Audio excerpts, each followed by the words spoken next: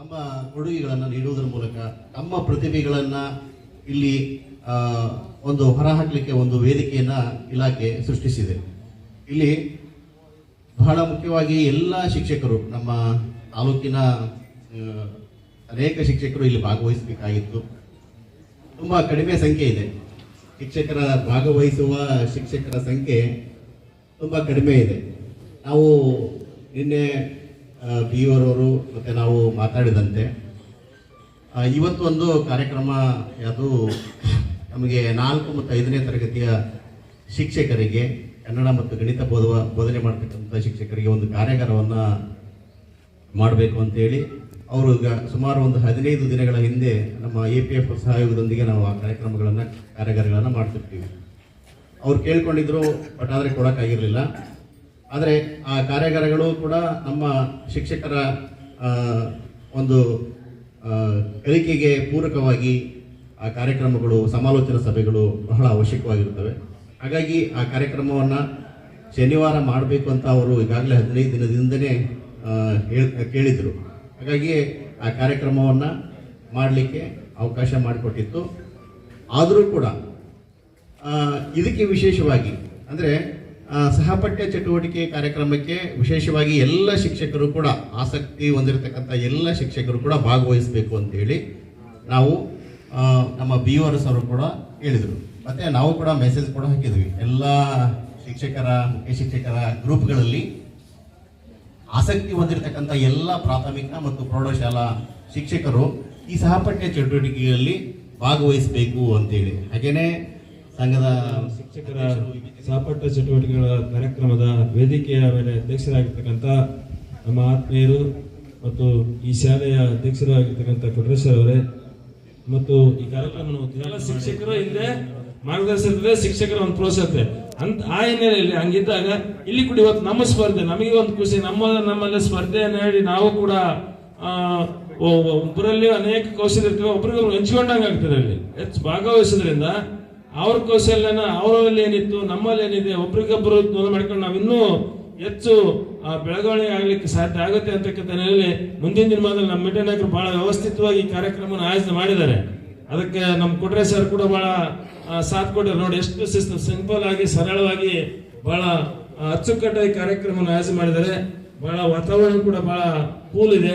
ಇದರಲ್ಲಿ ನಮ್ಮ ಒಂದು ಏನು ಸ್ಪರ್ಧೆಗಳು, ನಮ್ಮ ಸ್ಪರ್ಧೆಗಳಲ್ಲಿ ನಾವು ಭಾಗವಹಿಸಿ ಎಲ್ಲರೂ ಕೂಡ ತಮ್ಮ ತಮ್ಮ ಏನು ನೈಪುಣ್ಯತೆ ಇದೆ, ಕೌಶಲ್ಯಗಳಿದ್ದಾವೆ, ಆ ಸ್ಪರ್ಧೆಗಳಲ್ಲಿ ತಮ್ಮ ನೈಪುಣ್ಯತೆ, ಕೌಶಲ್ಯವನ್ನು ತೋರಿಸಿ ತಾವು ಪ್ರಥಮವಾಗಿ ಬರ್ತಕ್ಕಂಥ ನಿಟ್ಟಿನಲ್ಲಿ ತಮಗೆ ಪಾರ್ಟಿಸಿಪೇಟ್ ಆಗಲಿ, ತಾವು ಬಹಳ ಆಸಕ್ತಿಯಿಂದ ಭಾಗವಹಿಸಿ, ತಮಗೆ ಒಳ್ಳೆಯದಾಗಲಿ, ಶುಭವಾಗಲಿ, ಶುಭ ಹಾರೈಕೆಯನ್ನು ಕೂಡ ಹಾರೈಸ್ತಾ ಜಿಲ್ಲಾ ಮಟ್ಟದಲ್ಲಿ ಕೂಡ ನಮ್ಮ ತಾಲೂಕು ರಾಜ್ಯ ಮಟ್ಟದ ನಮ್ಮ ತಾಲೂಕಿನಿಂದ ಇದರಲ್ಲಿ ಬಹುಮಾನವನ್ನು ಪಡೆದುಕೊಂಡಿದ್ದಾರೆ.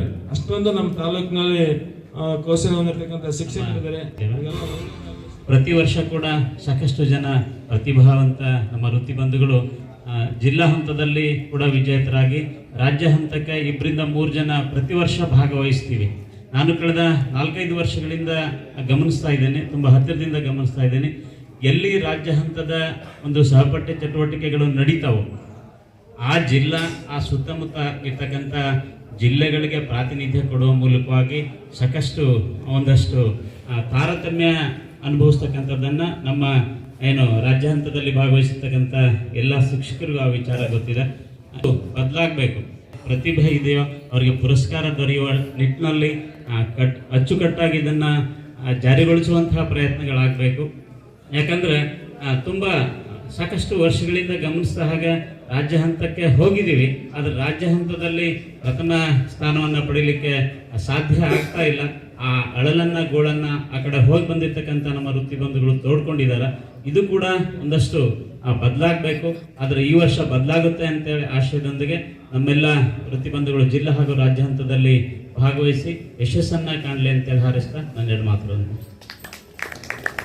ಶ್ರೀ ರೆಡ್ಡಿ ಶಿವಕುಮಾರ್ ಸರ್ ಅವರಿಗೆ ಸಮಾರಂಭದ ಪರವಾಗಿ ಅಭಿನಂದನೆಗಳು. ಈ ಒಂದು ಶಾಲೆಯ ಎಲ್ಲ ಸಹೋದ್ಯೋಗಿ ಬಂಧುಗಳೇ, ಮಿತ್ರರೇ, ಸೊ ಪ್ರಾಯಶಃ ಇವತ್ತು ಇದು ನಮ್ಮ ದಿನಾಚರಣೆ ಅಂತ ಭಾವಿಸಿದ್ದೆ ನಾನು. ಯಾಕಂದರೆ ನಮಗಾಗಿ ಇಲಾಖೆ ಆಯೋಜಿಸಿರುವಂಥ ಒಂದು ಅದ್ಭುತ ಕಾರ್ಯಕ್ರಮ ಇದಾಗಿದೆ.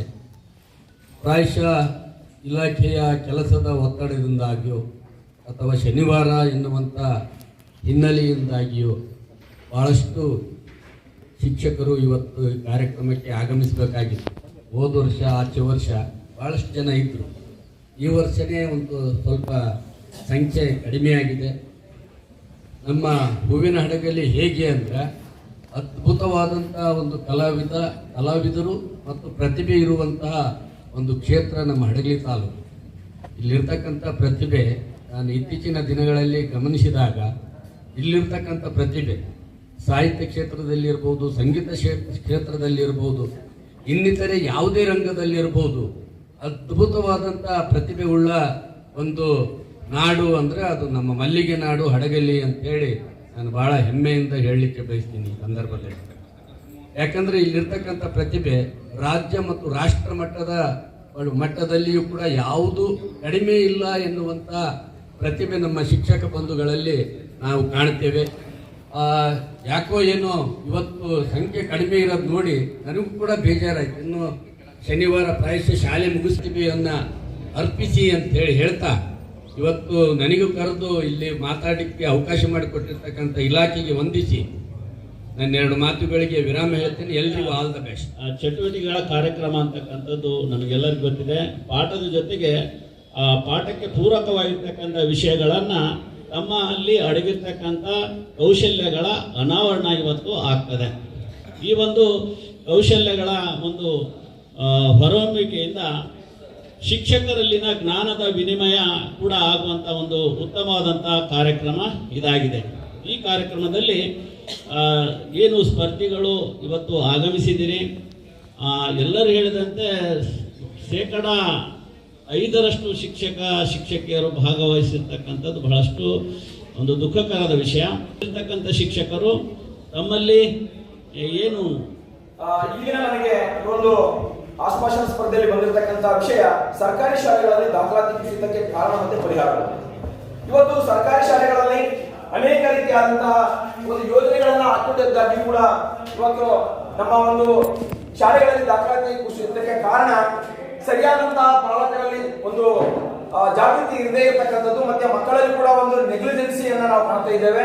ನಾನು ಓದಬೇಕು ಕಲಿಬೇಕು ಅಂತಕ್ಕಂಥ ಒಂದು ಮನಸ್ಥಿತಿ ಇದ್ದಾಗಿ ಕೂಡ ನಿರಂತರವಾಗಿ ಮಕ್ಕಳು ಶಾಲೆಗೆ ಬಾರದೇ ಇರತಕ್ಕಂಥ ಸಂದರ್ಭದಲ್ಲಿ ಅವರು ಅನೇಕ ರೀತಿಯಾದಂತಹ ಒಂದು ದುಶ್ಚಟಗಳಿಗೆ ದಾಸರಾಗಿ ಶಾಲೆಗೆ ಗೈರುಹಾಜರಾಗೋದ್ರ ಮೂಲಕವಾಗಿ ಅವರು ಇದು ಮಾಡ್ತಾ ಇದ್ದಾರೆ. ಜೊತೆಗೆ ಇವತ್ತು ಬಡತನ ಅಂತಕ್ಕಂಥದ್ದು ಬಹಳ ಮುಖ್ಯ ಕಾರಣವಾಗಿದೆ.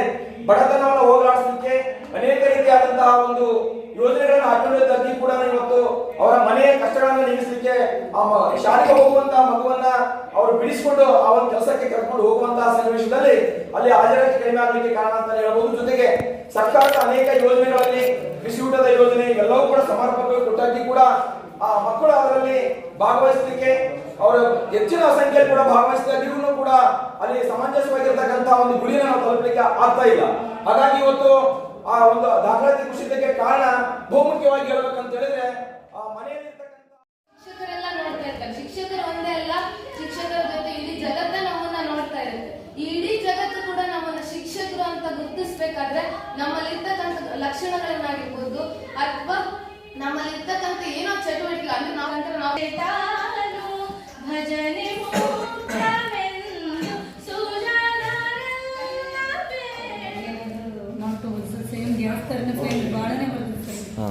ನಿಮ್ದು ಯಾವ ಶಾಲೆ ಮೇಡಮ್?